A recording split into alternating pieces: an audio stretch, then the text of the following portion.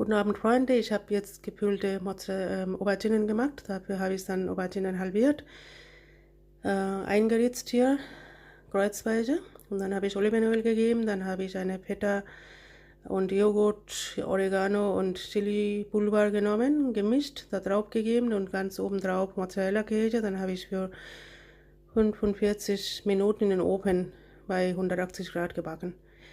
Bitte abonniere meinen Kanal, Dankeschön।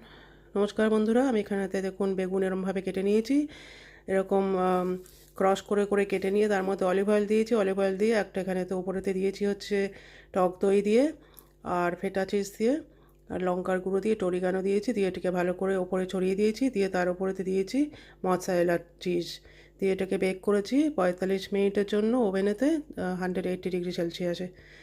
আমার video ভালো লাগলে চ্যানেলটি সাবস্ক্রাইব করার জন্য অনুরোধ রইল। Thank you very much, bye by.